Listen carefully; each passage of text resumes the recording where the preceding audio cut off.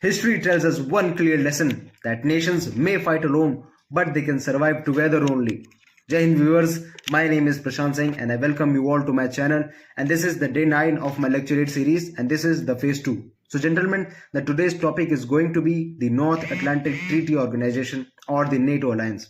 So today when global order is under constant pressure, one alliance continues to dominate the military map of the world, that is the NATO. So gentlemen, first of all, the NATO or the North Atlantic Treaty Organization was formed in 1949, just after the Second World War ended. The Europe was devastated, the Soviet Union was expanding, and the Western nations realized one thing, that no country could defend itself alone anymore. So the NATO was born on a very simple principle, that is, an attack on one nation is an attack on all. This is called the Article 5 of the NATO alliance, the backbone of the alliance, I can say. Initially, NATO had 12 members, but today in the modern world, it has the 32 nations stretching from the North America to Europe.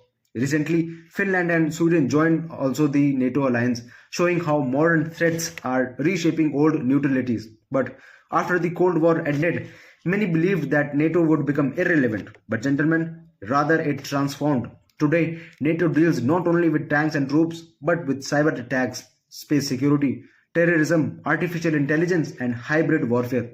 The Russia-Ukraine war once again pushed the NATO into global focus. NATO did not directly fight Russia, but it strengthened Europe's defense, increased troop deployment, and sent a very clear strategic message across the borders that borders cannot be changed by force alone.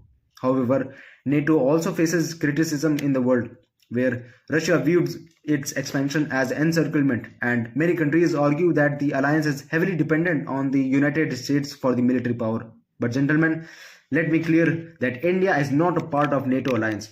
India follows a very strategic autonomy, that is by cooperating with all but aligning with no one, a policy that suits its independent foreign outlook.